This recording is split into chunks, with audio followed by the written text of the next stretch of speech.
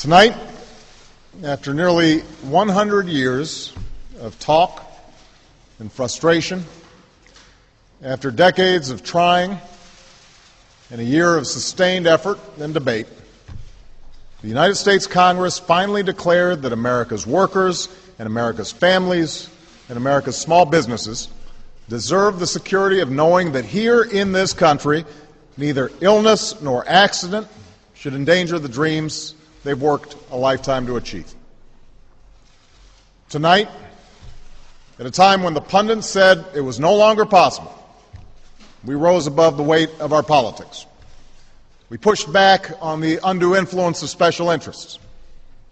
We didn't give in to mistrust or to cynicism or to fear. Instead, we proved that we are still a people capable of doing big things and tackling our biggest challenges. We proved that this government, a government of the people and by the people, still works for the people. I want to thank every member of Congress who stood up tonight with courage and conviction to make health care reform a reality. And I know this wasn't an easy vote for a lot of people, but it was the right vote. I want to thank Speaker Nancy Pelosi for her extraordinary leadership, and Majority Leader Steny Hoyer and Majority Whip Jim Clyburn for their commitment to getting the job done. I want to thank my outstanding Vice President, Joe Biden, and my wonderful Secretary of Health and Human Services, Kathleen Sebelius, for their fantastic work on this issue. I want to thank the many staffers in Congress and my own incredible staff in the White House who have worked tirelessly over the past year with Americans of all walks of life to forge a reform package finally worthy of the people we were sent here to serve. Now, today's vote answers the dreams of so many who have fought for this reform. To every unsung American who took the time to sit down and write a letter or type out an email hoping your voice would be heard, it has been heard tonight. To the untold numbers who knocked on doors and made phone calls, who organized and mobilized out of a firm conviction that change in this country comes not from the top down, but from the bottom up, let me reaffirm that conviction. This moment is possible because of you. Most importantly, today's vote answers the prayers of every American who has hoped deeply for something to be done about a health care system that works for insurance companies but not for ordinary people. For most Americans, this debate has never been about abstractions, the fight between right and left, Republican and Democrat. It's always been about something far more personal. It's about every American who knows the shock of opening an envelope to see that their premiums just shot up again when times are already tough enough. It's about every parent who knows the desperation of trying to cover a child with a chronic illness, only to be told no again and again and again. It's about every small business owner forced to choose between insuring employees and staying open for business. They are why we committed ourselves to this cause. Tonight's vote is not a victory for any one party. It's a victory for them. It's a victory for the American people. And it's a victory for common sense. Now, it probably goes without saying that tonight's vote will give rise to a frenzy of instant analysis. There will be tallies of Washington winners and losers, predictions about what it means for Democrats and Republicans, for my poll numbers, for my administration. But long after the debate fades away and the prognostication fades away and the dust settles, what will remain standing is not the government-run system some feared or the status quo that serves the interests of the insurance industry, but a health care system that incorporates ideas from both parties. A system that works better for the American people.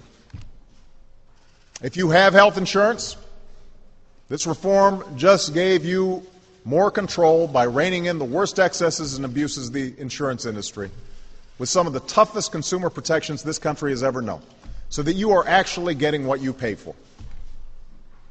If you don't have insurance, this reform gives you a chance to be a part of a big purchasing pool that will give you choice and competition and cheaper prices for insurance.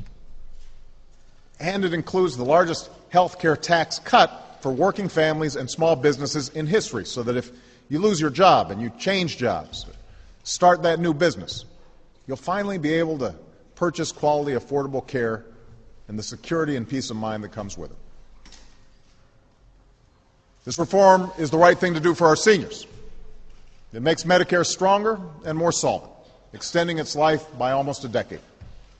And it's the right thing to do for our future.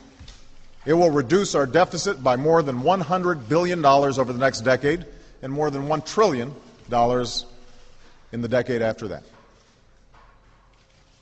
So this isn't radical reform, but it is major reform. This legislation will not fix everything that ails our health care system, but it moves us decisively in the right direction. This is what change looks like. Now, as momentous as this day is, it's not the end of this journey. On Tuesday, the Senate will take up revisions to this legislation that the House has embraced. And these are revisions that have strengthened this law and removed provisions that had no place in it. Some have predicted another siege of parliamentary maneuvering in order to delay adoption of these improvements. I hope that's not the case. It's time to bring this debate to a close and bring in the hard work of implementing this reform properly on behalf of the American people. This year, and in years to come, we have a solemn responsibility to do it right. Nor does this day represent the end of the work that faces our country. The work of revitalizing our economy goes on. The work of promoting private sector job creation goes on. The work of putting American families' dreams back within reach goes on. And we march on with renewed confidence, energized by this victory on their behalf. In the end, what this day represents is another stone firmly laid in the foundation of the American dream. Tonight, we answered the call of history as so many generations of Americans have before us. When faced with crisis, we did not shrink from our challenge. We overcame it. We did not avoid our responsibility. We embraced it. We did not fear our future. We shaped it. Thank you. God bless you, and may God bless the United States of America.